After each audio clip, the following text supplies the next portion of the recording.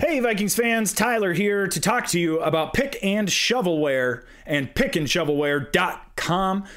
T-shirts, sweatshirts, all kinds of fun, different Minnesota sports clothing items and apparel options. We got a deal going with them right now where if you buy whatever you want, enter the promo code Bleeding Purple, all one word, and you will get free shipping. That is promo code Bleeding Purple, pickandshovelware.com. Make sure you go ahead and check it out. Okay, let's start the show.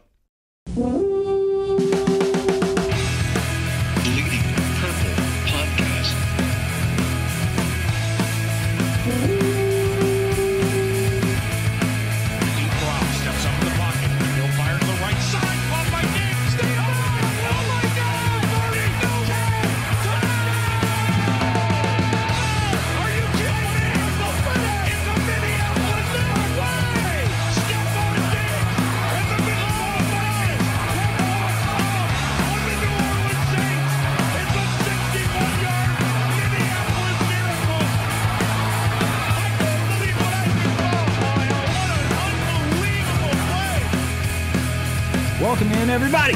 Welcome in to Bleeding Purple, a podcast about the Minnesota Vikings. My name is Tyler Hay. I am joined, as always, by Mr. Adam Patrick. Hello, good sir. Hello. Yes, all right. Settings working, everything working. All right, good. So, I'm not sure if you knew this, Adam, but the Vikings lost. They played the Saints recently. It was in the playoffs, right? No, it was more recently than that. Oh. You know what? Actually, now that you bring that up, I'd rather talk about that game with the miracle at the end of it than the one we're about to talk about. Yeah. Because last six quarters against the Saints haven't been that great. Not so awesome. Not so awesome. But I will say this. Well, here, a quick review for those who I'm sure everybody knows. But Vikings lose by 10 points. It felt like a lot more than 10 points. Let's talk about that for a hot minute. Yeah. Kirk Cousins winds up with some statistics that make him look pretty good. I shouldn't say majority because that would be inaccurate, but a lot of those yards came after this game was decided AF. Would you disagree with that? I think he played really well in the first half. Don't disagree with that. I thought he played pretty well the whole game, to be perfectly honest. Yeah, I do too. I don't even blame him for the pick six. Mm-mm. So not his fault. There's a couple of times when he's in the pocket and stuff, and that weird fumble that wasn't a fumble. Yeah, that's a bummer. Where you're just like, throw the ball away, or just move in the pocket, do something. But we're getting used to the fact that his pocket presence is not that great right now. It could get better. Yep. Probably not. But I had no problem with the way Kirk Cousins played last night. I think he played better than probably he's played in the last couple weeks against the Cardinals and Jets. Yeah. And the Vikings were just like tearing apart the Saints secondary for the first half at least, and then in the second half I don't know. It seemed like they're running more, underneath kind of routes, drag routes, not so much stuff downfield where they were, having success with earlier in the game. I don't know. The person I wasn't impressed the most with is John DeFilippo. That's a great point, actually. Of all of the things to be upset about as a Vikings fan today, I think that should be number one on your list. Should be that dude. Yeah, He was horrible because he wasn't horrible. But if you're gonna play the blame game and whose fault was it, I think that's a great place to start. Mike Zimmer's a close second on that list. Think so? Yes. Interesting. Why? What makes you say that? Well, first off, the second half, the 30 seconds left, there was the fumble or whatever, and the Saints scored. But you get the ball back with 30 seconds left. You have 2 timeouts. You're down by 4 at that point. Mm-hmm. You got Dan Bailey, who's pretty good. It's indoors. Try and get, at least maybe like a 50-yard field goal or something. You got 2 timeouts. You're tearing up the Saints defense in the air. all half long, and you decide to just kneel the ball and go in the locker room. And then the first possession in the second half, they're on their own 45-yard line, and they go for it on 4th and 1. I was not a fan of that call. Easy to second guess after the fact. I understand yes. that, but like I was not. I didn't feel like that was the right time to push it. I think with that score in that kind of a game, you punt it, you try and play defense, which, by the way, they had done very, very well the whole game. Drew Brees finished with 120 yards passing. Yes. You give them a long field, even if it's a touchback, they still get the ball on the 25-yard line. They have to go a long field for Drew Brees and whatever the Saints offense, who you've been playing well against all night long. Yes, I just don't understand you why give them instead you give them a short field. Yes, and they drive 20 yards and they get a field goal. Because of course they do. And then the next possession is the pick six. Yeah, at that point in the game, I was very frustrated with that call. I feel like you have to play the field position game for a little bit. Yeah, and then it was the pick six, and the game was over after that. Those three possessions, that's the game right there. Mm-hmm. You kind of touched on it a little bit, and I wanted to discuss it maybe a little bit at length. The turning point in this game obviously was late in the first half, Vikings driving, Thielen catches the ball, fumbles on like heading into the end zone, basically. I think it was the 14-yard line, but the Vikings are most likely getting points there, probably a touchdown. That would have made the score 20-10 at that point heading into halftime. Instead, fumble, score 17-13 going into the half. Obviously, that's a huge swing just point-wise and like momentum-wise, but it felt to me, and like I don't usually like using the term swag, Adam. It's not a thing I use. It's not something I say frequently. That play happened, swag gone. There was no attitude. There was no, there was no. It did kind of sound like the crowd was out of the game after that too. It did, but I think it was more of a player's thing. Yeah, I would even say the 4th and 1 play was more of a turning point than the Thielen fumble, because you have the Thielen fumble and you combine that with not converting on 4th down, and then your whole sideline, instead of being down by 4 points, just 4 points. Yes. And then giving your defense another chance on the field to make a play or stop the Saints and build up some more confidence. You go for it on 4th down and you fail. Yes. And then more errors taken out of the team. So I think that the 4th and 1 is probably a more of a turning point than the Thielen fumble. You make a good point, because there's always, with the Thielen fumble, there's recovery time. The game is not even close to over after that. Like, it's a bummer, and it was unfortunate. And you're playing well. Yes, and the defense is playing great at that point. And whatever, by the way, if here, maybe we should bring it up like this. 120 yards for Drew Brees. Do you think that's because they were operating on short fields the majority of the time, or do you think that's because the Vikings had it looked like they were taking away the deep ball. Covering. Yeah, they were. Yeah, and letting them do the dink and dunk thing.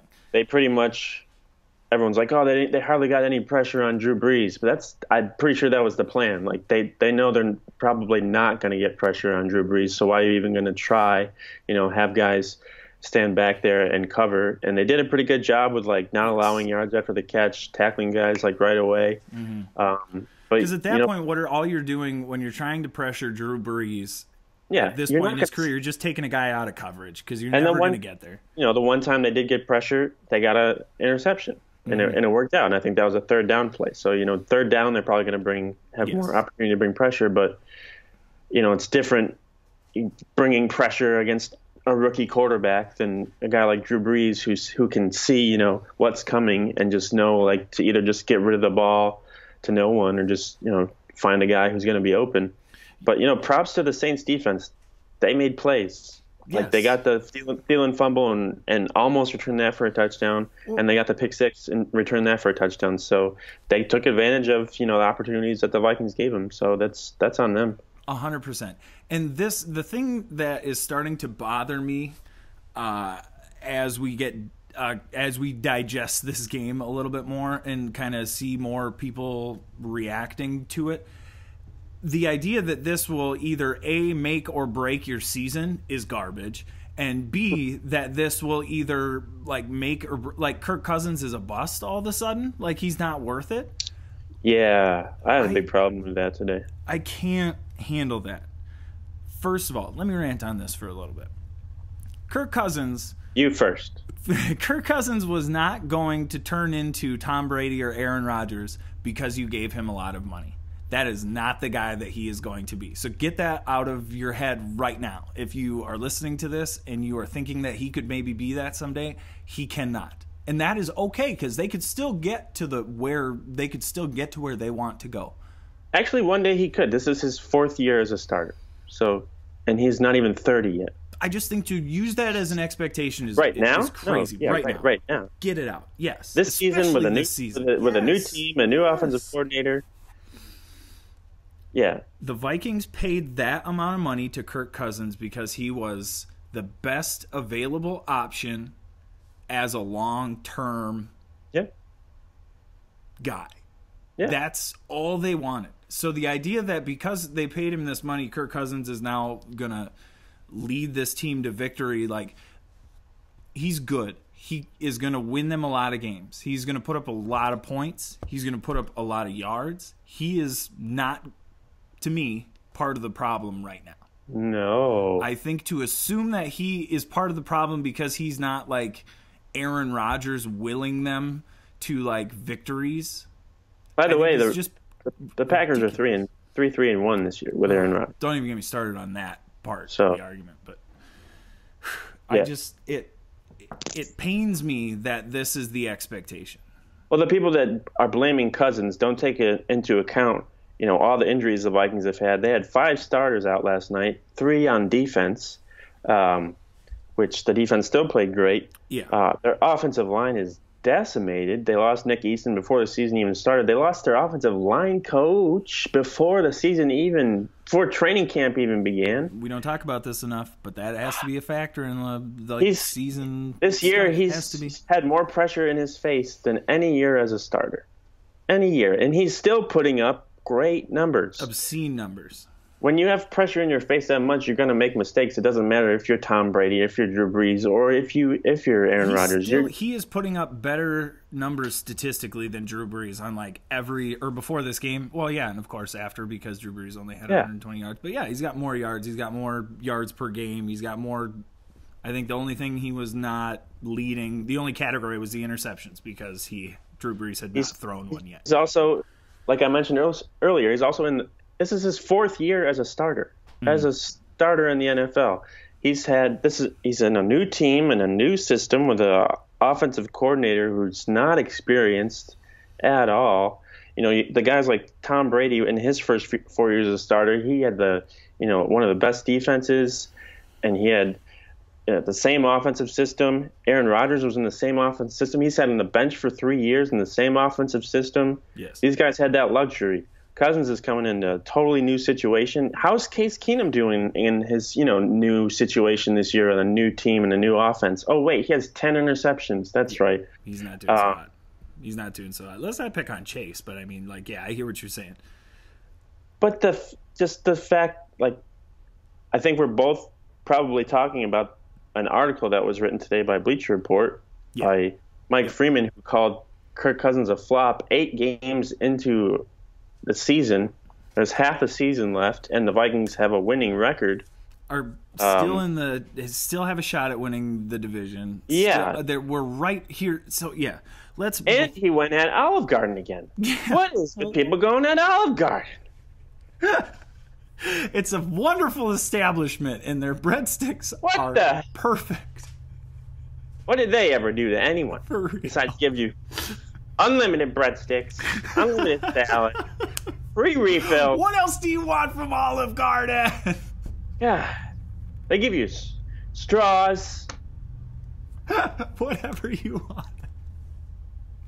Oh my God! Yeah, man, the Olive Garden thing. I think it's too far. I think we need to leave Olive Garden alone. Find a new restaurant. Applebee's. Applebee's sucks. Yes. You have that comparison. Yeah, they microwave all their food. I like Olive Garden. Yes. So yeah, the idea that Kirk Cousins is a bust after this amount, I mean, he's exactly what he's supposed to be. That's a dumb argument. You just look and sound dumb by saying that. I don't care if you're a national NFL writer or whatever. Yeah. But I do think that there are a fair amount of people who believe that, and I feel like the issue is not necessarily I think that it's the expectations. Like, what did you expect Kirk Cousins, dude who from Bleacher Report who wrote that article, what did you expect him to be after he signed that contract? Did you expect him to be a top 5 in the NFL? Like, I think it's all the people that don't think he's worth that kind of money, and every chance they get to say I told you so, they just want to do it, which is not this game. This game was not Kirk Cousins' fault that they lost. Adam Thielen fumbled. Stephon Diggs stopped on his route. Your two best players made 2 of the worst plays in the game. And the offensive line gave up 20 pressures again. Yeah.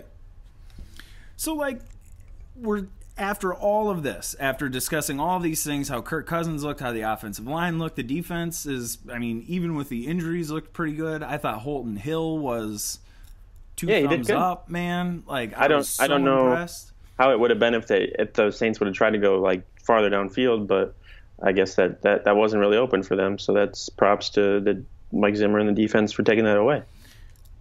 But the Vikings are still right where they want to be at this point in the season. I mean, yes, you would like to have a win against Buffalo, but aside from that game, I think this is basically... Yes, anyone surprised that they lost? No, man. That's a good football team that they played. And yes, they turned the ball over twice, gave them 10 points, and lost. It happens. It's football. They played better than the Saints. The Saints had 1 loss, and they played better than the Saints had 1 person out for injury, like a backup offensive lineman or defensive lineman. I saw that. I laughed at their injury report.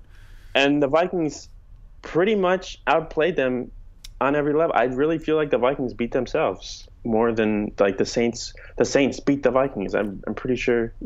I would completely agree with that. I would completely agree with them beating themselves. And at the end of the day, I mean, if you take the Buffalo game out because that was ridiculous, any of the games that they have lost, that is basically what has happened. It was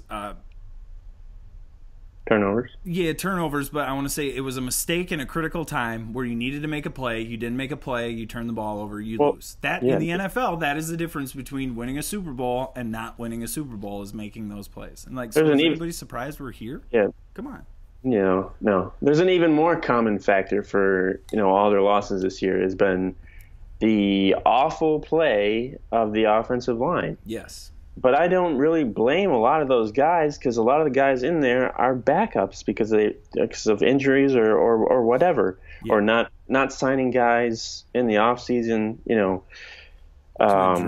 you think not drafting someone in the first round? I don't like that argument, because Mike Hughes is a good pick and he's going to be a good player, but yes, at that time when you have needs that are very glaring and you just signed a franchise quarterback, you got to protect him, and that has not been the case this year. And every one of their losses against Buffalo, they didn't protect him. What happened? Cousins turns the ball over a bunch because he's under pressure every single play. The Rams game, same thing. Aaron Donald and Ndamukong Suh are in his face all day long, and he gets a strip sack on drive. They're trying to tie the game, strip sack, because of pressure from the offensive line. Yes. This game last night, pick 6, 100% because of the pressure.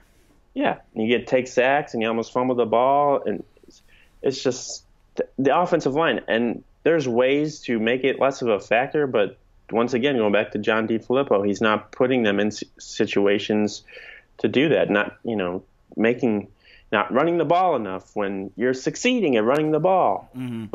Latavius Murray was doing well last night, but let's not give him the ball on 4th and 1. I think is where because I feel like DeFilippo they're moving the ball well, and it's evident from if you look at Cousins' stats and Thielen's streak, and they're productive. He's not horrible. He's not let's fire this guy and move on to somebody else bad. I just want people to understand that that's not the argument here. The argument is that why are you going away from things that had been working?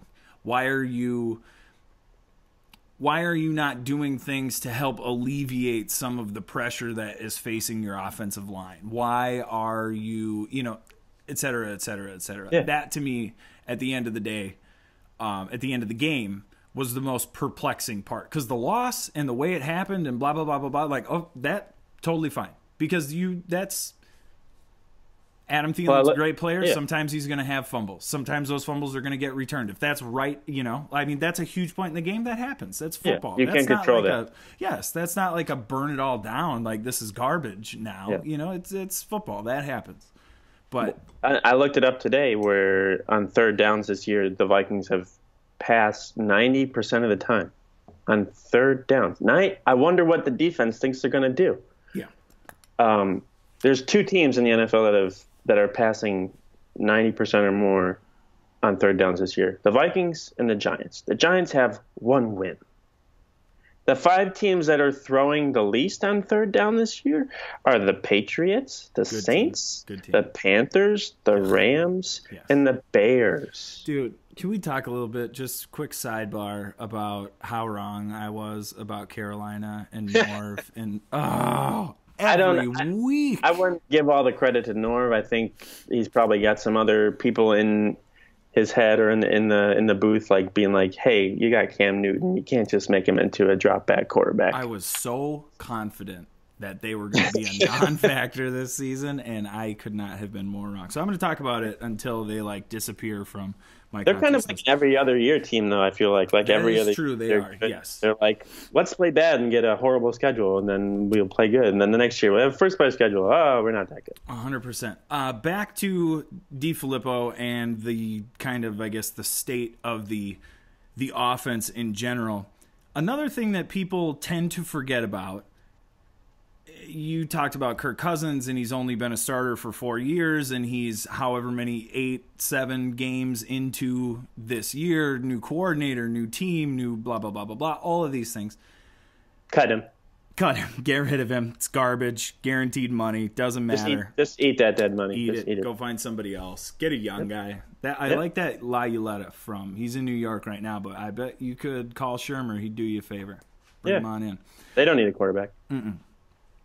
Yeah, they won't be needing him, so that won't be an issue. Do you think it's possible for that offense? I mean, it's obvious that we haven't seen them at their best yet. I think that's a fair statement. Even though we haven't seen them at their best, they still are capable of putting up a poop load of points and a poop load of yards, and they can move the ball, and they can stay in games that they maybe shouldn't be staying in. Is there a chance that this offense, by the end of this season, could get to a point where that's truly a serious weapon for this team? Oh, I mean, they're putting points and yards or whatever on the board, all of this without Dalvin Cook. Mm-hmm. So you get him back, which it doesn't look like he's probably going to come back next week. I don't know. He said that, sitting out of practice was probably the best idea for last week. Yeah. But I wouldn't expect him back next week. Probably just wait until after the bye just to be safe. And then you get him back and put him in the offense with, Thielen and Diggs and Rudolph. And you figure some stuff out with them, and you get on, maybe a nice little win streak at the end of the year. I think their last 3 games are the Dolphins, Lions, and Bears. So you get on a little... every ounce of my energy to not say "oh my" just now. Just get on. They have the potential to heat up at the end of the year. Definitely. I think you'd rather have more success during the course of the year, but we've seen teams get hot going into the playoffs before and it come out well. Like the Ravens and stuff like that a couple of years ago. Yes. Even in the Giants, one of their Super Bowl years when they beat the Patriots. They just got to figure out how to run the ball more, or continue to run the ball. Because I thought Murray has been playing really well, and it just helps everything out. It just helps you out in everything. It puts the defense it makes them respect your play action pass and stuff like that, and it helps out your offensive line and not getting destroyed. There was a number of times last night where the Vikings had an empty backfield or just 5 guys blocking on the line. They obviously can't do that. No, they cannot. Their offensive line is not capable of doing that. And I'd assume that the hope is that when you spread a team out, they feel like they have to do that. But if I was a defensive coordinator and I saw them with no one in their backfield, I would send everybody because there's no way they can handle even one or two blitzers. There's no way they can handle it. No. I had something about the offensive line, but I can't remember it now. Hey, one more thing about Cousins. Why doesn't anyone mention his toughness? He's been getting killed back there this year, and he hasn't had one injury. Oh my God! Knock on wood. What are you doing, sorry. Adam? His knee's about to explode in practice. On, bud. What? Why would you do that? Shame on you. Shame on you. Yes. I remember. I remember what I was going to say now. So, playoff stuff. Yeah. Vikings are in good shape. Here's the way I've been looking at it. Although it feels like, and it does feel like there's some separation happening between the upper echelon teams in the NFC and the rest of the pack, Vikings being rest of the pack area. They would have to beat New Orleans. They would have to beat Rams. I wanted to say St. Louis. I knew that wasn't maybe correct. We don't know. Maybe one of those teams loses their quarterback or their running back. Exactly. But those would be at this point the two most fearsome teams in the NFC. And they could have. Those would be. They were right there for both of those games. Totally. Are very capable of winning both of those games. And it doesn't matter if it's in New Orleans or in. I think they're very capable of going into. Especially if they play the Rams, they could just bring all their fans and they would have a home game. So the idea that this season is just turning into some dumpster fire. Did we talk about this last week? Did we talk about this last week? How this week we're happy, and then next week the sky's going to be falling again. Mm-hmm. I mean, yeah, we did. We predicted a lot of things on this show. Why can't we see that there's a whole half of a season left? Why can't people just understand that there's so much left to this season? And not only that, but what you're looking at is not that bad, man. They're a half game behind first place. But even the performance in that game yesterday, for somebody to say that was a bottom of the barrel performance. I mean, they didn't even play poorly in that game. They happened to lose the game. It happened to be by a fair amount because of the circumstances. But they didn't. That wasn't like a Buffalo. That wasn't lay an egg at home. No, that wasn't we're not showing up for this game. That's just we lost a tough game to a good team. I think I might have made this obvious before, but I would blame the coaching more than I would the players for last night's loss. Speaking of coaches and taking blame, let's discuss Zimmer and his clock management stuff, and especially, I mean, you talked about it a little bit, you touched on it for a moment, but you get the ball back, there's 30 seconds, you have 2 timeouts. It's not the end of the world. It felt like the end of the world. They take a knee, tail between the legs, go to halftime. You disagree with that decision? Obviously. I mean, you have 2 timeouts. If you throw down the field and you feel like you're not going to get anything, that's fine. But, you have 30 seconds.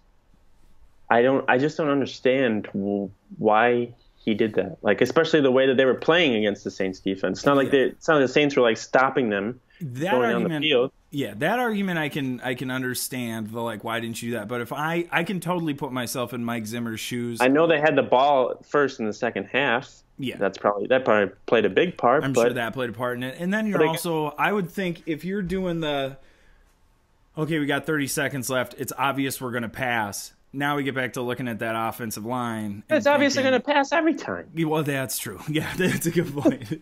And you've been in pass-only mode for how many minutes already? Because there was no way they were. Yeah, there was no way they were running the ball. What happened? But they couldn't stop Thielen or Diggs, anyways. Mm-hmm. So I get it. Thielen's going to get the ball or Diggs is going to get the ball. Great. You haven't been able to stop him since. Exactly. So. And you knew that before you came out here. Before they got on the plane to go to Minneapolis, they knew Diggs and Thielen were going to get the ball. And they knew they probably weren't going to run as much as most teams. You probably could have got caught. And you could throw the ball over the middle, too. You had the whole field to work with because you had 2 timeouts. Yes. And realistically there, you make a couple of passes, you get into field goal range, you make a field goal. Now it's 16-17 going into halftime. You feel great. Crowd's back into it. You get the ball coming out of halftime. I mean, I hear what you're saying. The Vikings have done this to the Saints before. How many seconds were on the clock when they got the ball in the playoff game to win the game? Well, it was like 45 seconds? Not everybody has the magic that Chase has, so I don't think it's fair to compare the two. That was definitely him. That was all him. Yeah. Wasn't Diggs who ran the end zone. Oh, also, we haven't discussed it yet, but let's talk a little bit about Laquan and A, his performance throughout the game, and B, where are you at with him at this point? I'd rather let's see what Brandon Zylstra can do. Take a seat, bub. I don't really see any benefit of him being on the field. I don't care if he's catching 3 passes a game. Wow, great for 20 yards. Woo. That is exactly where I'm at. At this point, whatever you thought of his upside doesn't matter anymore, and you could get that same production from somebody who isn't going to get a 15-yard walking disaster. Yes, and at this point, I'm not even saying it's like, I mean, yeah, throwing your helmet onto the ground is your fault, but this is like, now you're on some next level stuff. Laquan Treadwell is like, it's bad things are going to happen to him when he's on the field now. He will drop more passes. He will be responsible for more stupid penalties. He will be the reason. Like, you got to get him out of there. I would rather have Aldrick Robinson get more snaps on the field than Treadwell. And they're like, oh, he's good in the run game. Well, that'd be great if you ran the ball, but you don't. Well, and act like that's a good reason. That's like saying, like, well, that pitcher is the best hitter for pitchers that we have. It's like, well, it doesn't matter, dude. Like, that's not what we're basing our decisions on. He is bad at catching the football, and he's a liability when he's out there. It's just Rick Spielman just trying to save his ass because he's a first-round pick. So he's like, oh, he'll get it. He's got a new quarterback this year, so he'll figure it out. You know, I agree with you, and that has to be the reason that he's still there. However, in defense of Spielman and the one play that Laquan Treadwell had, I don't know if it was last week or 2 weeks ago or whatever it was, when he caught that pass and he turned and he ran a dude over and he forced his way in to get the first. Yay! 1 play in 3 years. Yes, I'm on your side, but that made okay. But it has to be over now. It has to be over. It's been too long. And people might more than enough. People might get on me because I defend like Odell Beckham and stuff for like reacting crazy on the sidelines and stuff too. But he's good. He's really good. And are those penalized plays either? Like, because Odell is freaking out, but these never is 15. Actually, I don't think they are. But probably I feel like they're not. Maybe one or two have been. He saved it for the sideline or the locker room or whatever. But he's good. He's earned that right. Yes. Like feeling, reacting like that way. Like he's done that in the past and stuff, like slamming his helmet. They've earned that right to react that way. Treadwell has not. You are like hanging on to your job by a thread. You cannot do that stuff. Mm-hmm. Like you don't get to do that. Like you're not cool if you slam your helmet down. You're not one of the boys if you do that. It's like the guy on the movie Superbad, the older dude that hits him with the car in the liquor store parking lot, where Laquan Treadwell is on the phone at the party. Oh yeah, and Vikings, and Vikings fans are like, "What are you doing here? Why are you out here, Laquan? I thought we told you not to be here, bro." Yeah. It drives me crazy because at this point, I almost like have turned a corner now, where I'm not even like upset that he's out there. I'm starting to like feel bad for the kid, where he just like cannot get out of his own way. And I think the best thing to do for him and this football team is to not play him as many snaps. Well, we're just haters. So I mean, we are. We don't know what goes into every play and what his job is on every play, but why would you expect him to catch the ball on 4th and 1 anyway? That's what I was just gonna I don't have to know what he was supposed to do if the ball hit him in the hands and he dropped it. That's all I needed to see. But yeah, I don't know. I do feel bad. I feel bad because I feel like he's getting picked on. I feel like it's because he's not performing. He's a professional. What's his Twitter handle? Like successful Quan? Yeah. I think he blocked me actually. But Ooh. I don't know. Hey-o. I have no idea why. He's probably changed his handle to like I have no idea why. somewhat successful Quan. Maybe one day successful Quan. Mediocre Quan. Mediocre Quan. Oh. Medium rare Quan. Oh, poor Laquan Treadwell. No. It's over, man. I just can't. Playing in the NFL, and his job is to catch balls, and he doesn't. So he feels like the kind of guy that's he's going to get released. He's going to go somewhere, and he's not going to have this expectation. He's not going to have this like microscope magnifying glass on him. I don't know. We thought that about. I feel like we kind of thought that way about Cordell Patterson, like kind of Mike Wallace. Yeah, you're told. I definitely felt that way about Cordell Patterson. How is he? Like, he's gonna. He hasn't done. I mean, he returned to kickoff, but that's what he does. I was gonna say that's not. But he's not like he's not catching deep passes from Tom Brady, which is what I was afraid of. Yeah, I feel like there's so much talent there that it's hard for me to imagine an NFL where he can't find a job. I don't even know if there is so much talent there because a lot of people think he was overdrafted. And the Vikings Jesus, I mean, that at this point is pretty much it. Well, yeah, but the Vikings were just, a lot of people feel like the Vikings were scrambling for, a receiver because I think they wanted Josh Dotson, and he got picked like a pick before them, and which would have been about the. We need a receiver, and we'll just take Treadwell. Do you think, dude, that's totally what it was? So they did that with Treadwell, and then this year when it happened, they were like, all the offensive linemen that we wanted are gone. Do we have to take a lineman here? But they weren't. But Mike Hughes was available. I know, and I still feel like that was like a favor to Mike Zimmer because we were like, we signed Kirk Cousins, so you get first pick in the NFL draft. And he's like, guess who I'm going to take? This guy. A corner. And the story would be so much different if he was still playing. But now it's like, all of a sudden, doesn't this team, yes, there's a lot of room for them to grow. No, the sky isn't falling. But doesn't all of a sudden this team feel really, inexperienced and, not...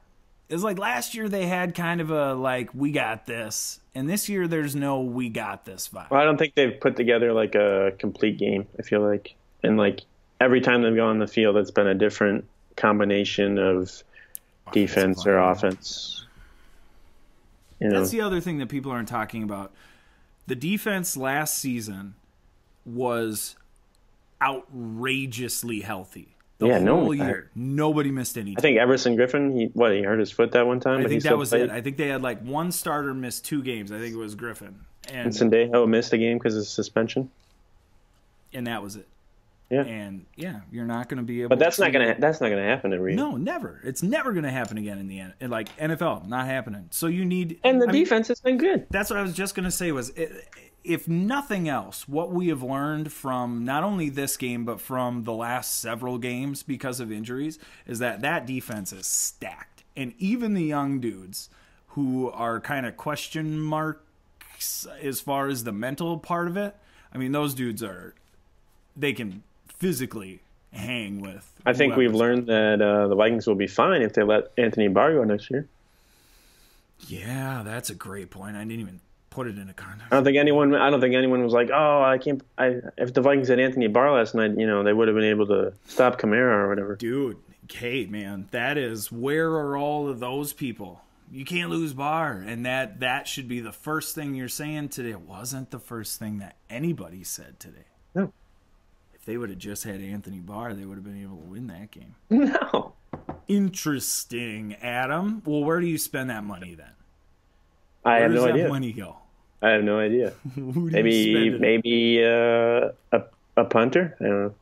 Do you think there's just all-pro punter trees, Adam?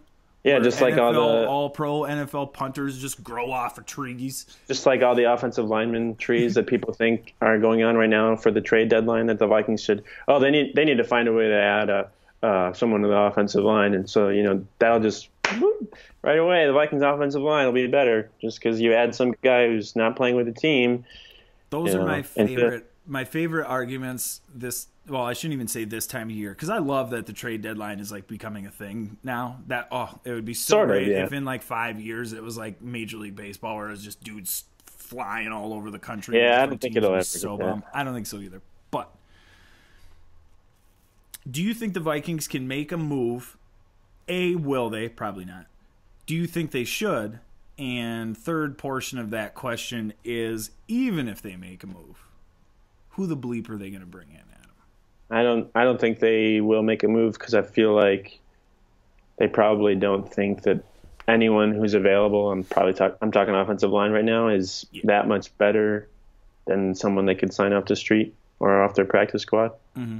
And then you start weighing the other options, or like, well, if we can't get an offensive lineman, can we get a different position that will put something else over the top where maybe we won't have to worry about the offensive line as much? And the answer is no. That player is not available. You're not going to be able to bring that guy in. They don't need a receiver. They don't need tight end. They don't need a running back. They don't need a quarterback. Don't need a linebacker. The only thing they might consider trading for is maybe like a corner, like a slot corner or something like that.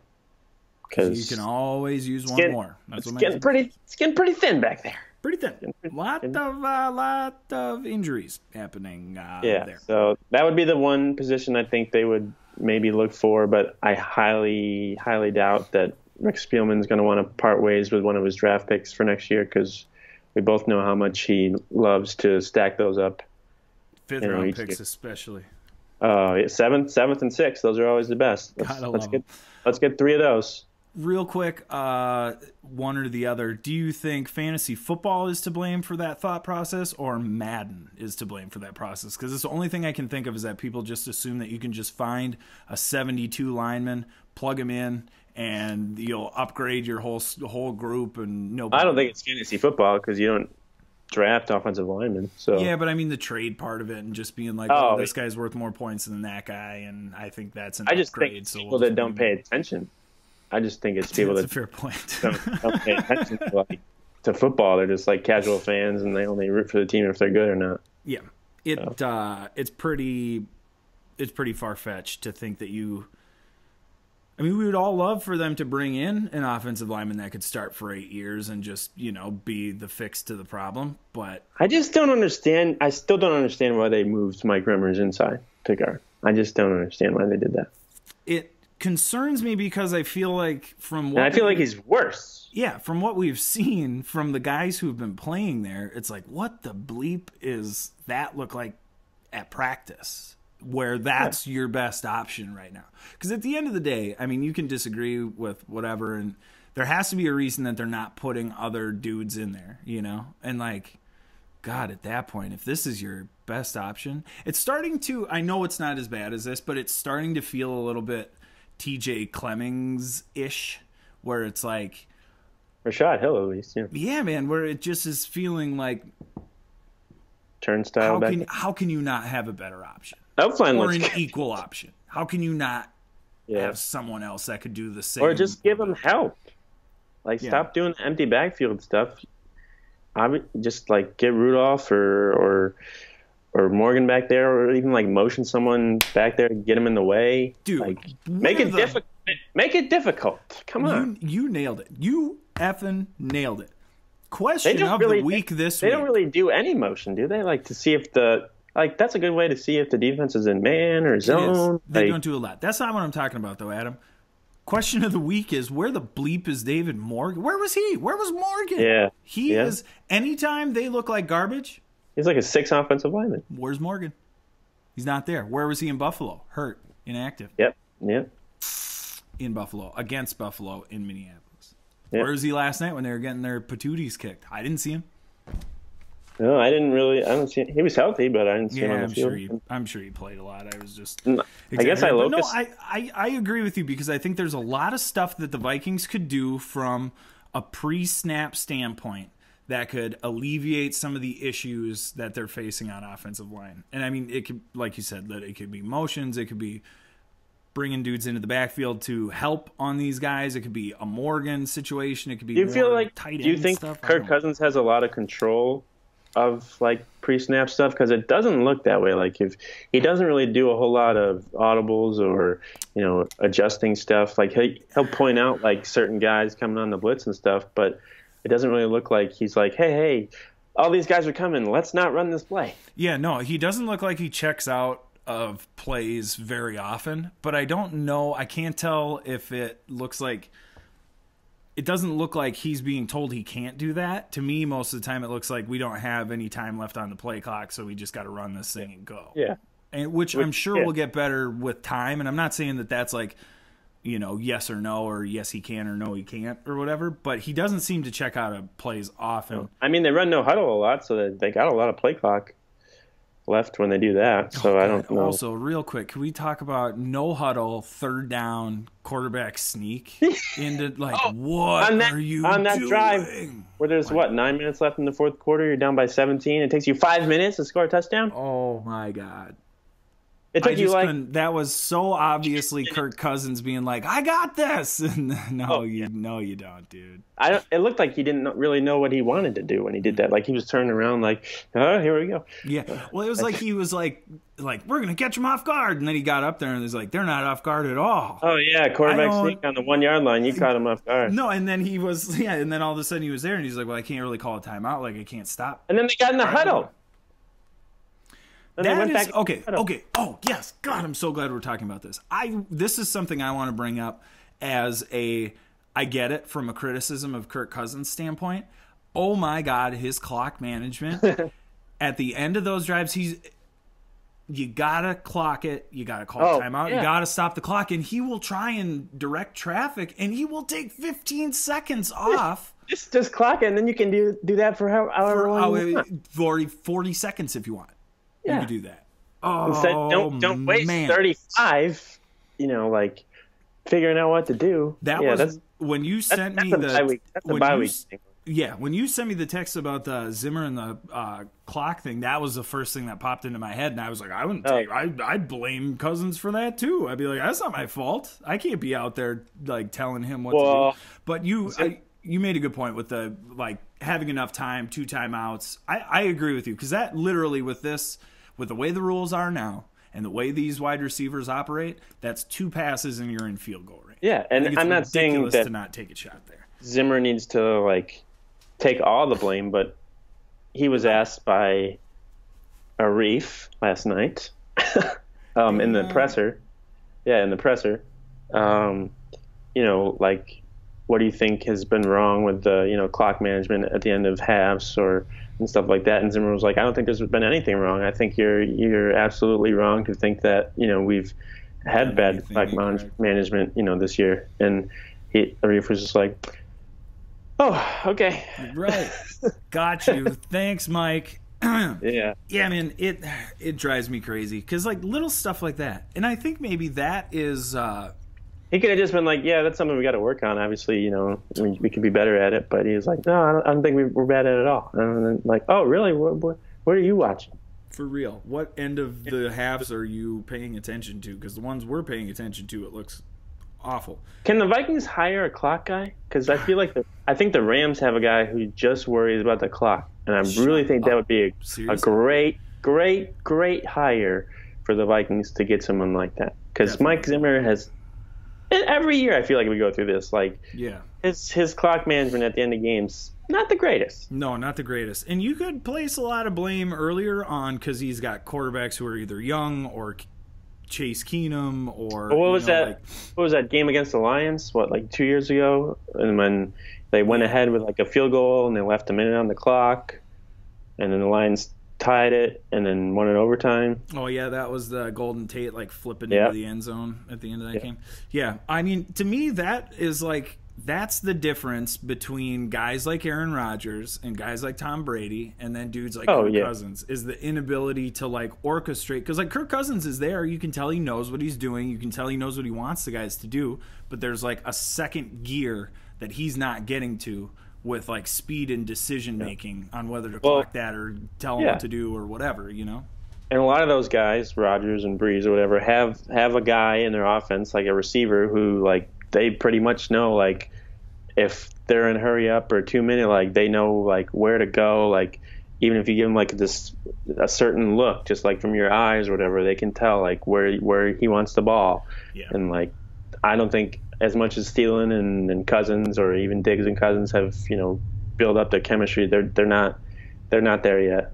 No, they're definitely not. And I think it'll get better as the season progresses. But, I don't know. I'll say it again, but I think to assume that Kirk Cousins is going to get, or to expect him to get to an Aaron Rodgers, Tom Brady level is right too now. much. Like, Yes. there's no. I still believe that he has the skills to do that.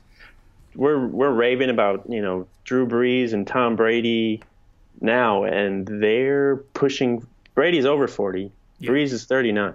Dude, that's a great point. And he's young. Kirk He's got a lot of time to. And guess what 29. else? They're changing the rules so that dudes can play longer, because you're not going to get your head chopped off when you go over the middle, or as a quarterback, get your head slammed into the ground. And over the years, those teams have learned like, hey, we need to get people like on the offensive line to protect these guys. Mm-hmm. So I'm thinking, the Vikings, maybe they'll figure that out. Do you think they're one decent draft away from being a really good offensive line, or do you think they got it I think that they need the entire offseason, like free agency and the draft. I'm not really a big fan of taking offensive linemen in the draft unless they're like in the first couple picks, because it's just such a crapshoot. Like you don't know. Like you'll get guys that are good, and then you'll get guys that suck, like Matt Khalil.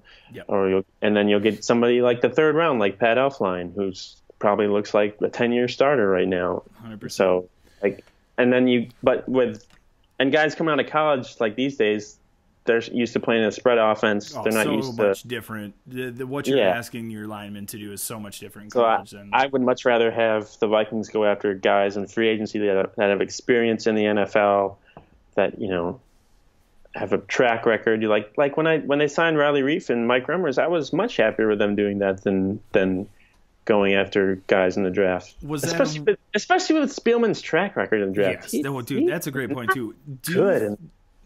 Not good. And offensive lineman, not getting good at getting those guys in the draft. No, he's not. Do you think that year was a weird year? Do you think you can get a Riley Reif and Mike Remmers caliber player nearly every offseason? Because teams like the Vikings think they can just get guys in the draft. And there's also a lot of guys that, they might not do so well for one team. Like I feel like Reif was a good offensive tackle in Detroit, but I think he was pretty underrated, and the Lions just didn't want to pay him for some reason. But I mean, they also I think they had some high draft picks, and they took offensive linemen with those picks. So yes, they did. They had a plan in place. But I like it when teams sign veteran offensive linemen. Like even Rashad Hill, I like him as a guy for depth. Yeah. Not so much as a starter. Well, it's just a safer bet. There's less question marks of a guy who's been in the NFL for a while versus a guy who just came out of college. I think that's a fair statement. Out of college, a lot of these guys like Brian O'Neill, you got to start from ground zero. Yes. Like pretty much, and then you lose your offensive line coach before the year even starts, and he has to start all over again. Yeah, it's been a tough year for the offensive line. I think, man, I mean, it's still without a doubt is the biggest concern for this team going forward. I still think that's the reason they don't get to an NFC Championship game or beyond, is because of their offensive line. Let's talk a little bit. That's why they've lost this year. 100%. 100%. Yeah. Well, we talked about it. You can almost point specifically to plays that they ruined. Let's talk about the Lions. Game coming up against the Lions. Is it in Detroit or is it? No, it's in Minnesota. Okay. Where the Lions are undefeated. Adam Thielen will be attempting to break the record. Yeah, and if he does, he'll get 1,000 yards. That's bonkers. In 9 games. Jeez Louise. Do you think he'll do it?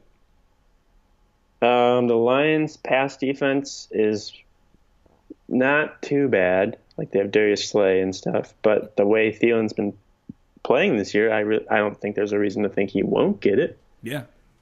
But but their defense, the Lions' defense, has not been like lights out. So I wouldn't be like, oh, well, they could stop him. But everyone has put big money on it, but I feel like he's gonna. I mean, he already has the record. It's tied, so he has the record for games, straight games with 100 yards. But it's already in the book, okay? Yeah. So it's about whether or not there's another guy. Also, kind of cool to do it against Detroit. Whatever. Oh yeah. Is this I don't want to say a must-win, but like as far as this division is concerned, it's gonna be tight. I think it is. It's still pretty tight. You think it is a must-win for them? Have to win it. Where are they at record-wise? So they would be 500. They're 4-3-1 right now. 4-3-1 right now. So they would be 4-4-1. Yep. And Detroit would be. If they won, they would be 4-4. And then Green Bay with a win over the Vikings. Mm-hmm. Yeah, Green Bay's 3-3-1, and then the Bears are 4-3. So this is not a division where you can afford to lose a game at home to one of your divisional opponents. And then it's gonna come down. This could be a game where it comes down to making the playoffs or not at the end of the year, based on it could be only one team coming out of the NFC North at the end of the year. So that's very true. And at that point, I mean, yeah, you can't even a game, especially with a tie. And we haven't talked a lot about the tie, but the way this division is like kind of setting up right now, it is not going to be a lot of space between the first and worst team. No. And a tie isn't going to help you, so you have to win these games at home. It's so hard for me to say that it's a must-win game, but it sure feels like it, doesn't it? It feels like they have to win it if they want to make the playoffs. It feels like if they don't win this game, it's going to be very, very difficult to make the playoffs. And it's weird because the Vikings have already lost 2 games at home this year. They only played 4 games. They lost one. They lost once all last year at home. So I don't know what's going on at home with whatever's going on with the offense and the kickers. I don't know what's going on in U.S. Bank Stadium with the kickers. I'll tell you what's going on with the kickers. Is they put on purple and they forget how to kick. That's what happens. The fabric just gets into their bloodstream and in their brain, and they're like, I play for the Vikings. You know what it is? It's 10,000, there's probably more than that, Vikings fans all at the same time thinking he's going to miss it. And we, with our minds, push the ball. I don't kickers put the ball in the middle of the 2 hash marks when they kick extra points. I know Bailey put it on the left hash mark yesterday and he missed. And I was like, why don't you put it in the middle and just kick it straight? I have no idea. Punters I got a little bit of respect for. Kickers I don't understand at all. I don't even get their game, man. No, it is a bummer, though. And, one nice thing for Bailey missing was that it was, I don't want to say a disaster, but the game was so out of reach so early. That was early. That was it should have been, 14-10? 14-7? Yeah, something like that. Well, I mean, it was important when he missed it, but by the end of the game, it was like, why did he miss it? Well, of course he did. Well, they had that. They had Everson Griffin going offside. So I'm like, oh, good. They got that stuff out of the way early, so they won't have to worry about that. That happens. So many weird, dumb plays like that. A death and taxes thing, where Kirk Cousins fumbles, Dan Bailey misses, or the kicker misses extra point. Everson Griffin jumps offside. Totally. Oh man, it was frustrating to watch, but I don't know. I'm just not even from a season standpoint even worried at all. I feel like they're going to be fine. I feel like they're going to beat the teams they're supposed to beat. They lost to a team with 1 win. Two of the teams they've lost to this year have combined 1 loss. Mm-hmm. And the Bills, we just don't talk about that. We don't talk about that. That one's not even on the list because you can't. That wasn't the same thing. There was a lot going on at New Winter Park at the TCO Performance. There was a lot going on that we didn't know about. That's what I'm saying. So, but we don't know how much of that played a factor. I mean, I'm sure. How could it not have? Yeah. That's all I'm saying. Prediction for the Lions game. I mean, it's early and we don't know much about who's going to be playing, but care to take a stab? What do we have? Did we predict both? Did both of us predict last week? You know, see if you can find it. Yeah, man. I don't like that you're doing this. Pay attention to the predictions thing because I don't think I'm gonna do very well. Oh no, I did win this one, right? You picked it. Oh, no, you predicted. You said they were gonna lose, and then I persuaded you to switch. That's right. I bailed. Man. Yep. Because I was like, Saints are beatable, and they are, but the Vikings beat themselves. So. That's the Jets. Oh, yeah, here we go. 24-21 and 28-21. Oh, yeah. First, it was 28-27 Vikings, and then 28-21 Vikings. Excuse me. Loss. I exited it out. So, yeah. I mean, we were both wrong. We were both wrong. So... I think though we'll wipe it away and we'll start the record over, and then we'll keep track after this week.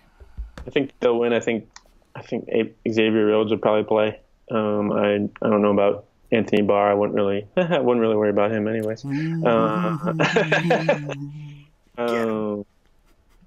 think it'll be close. So probably like 24-20. 24-20. But the Vikings. Yeah, first Vikings win against the Lions at US Bank Stadium.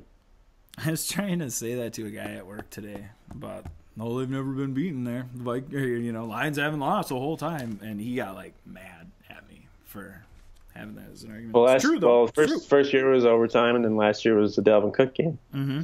So what do you do? I mean, it's undefeated. What's going to happen this year? I think the Vikings are going to win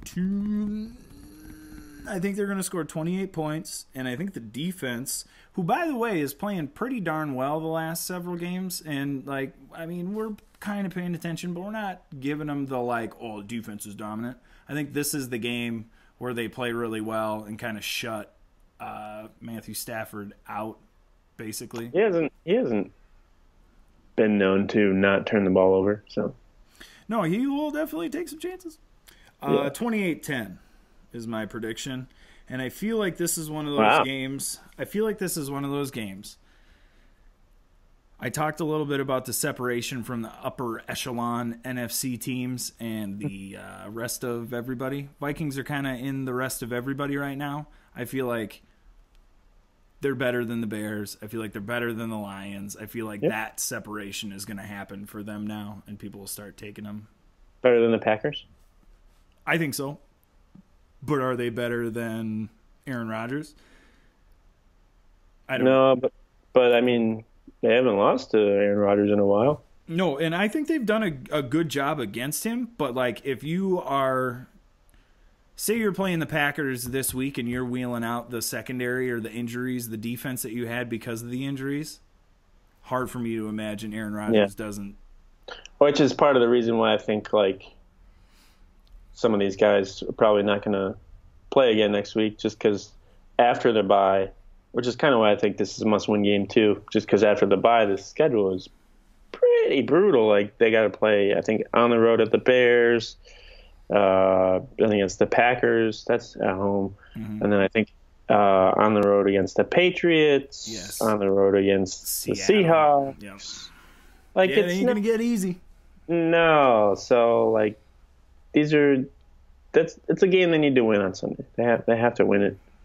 Not that the season is over if they don't. But going to be real hard for them to get into the playoffs. I mean, if they do lose, then I think the Vikings should probably just try and sign or trade for Jameis Winston or something like that because he's probably because Cousins is a bust and or try and sign Brock Osweiler. That's a great idea, actually. Yep. I saw.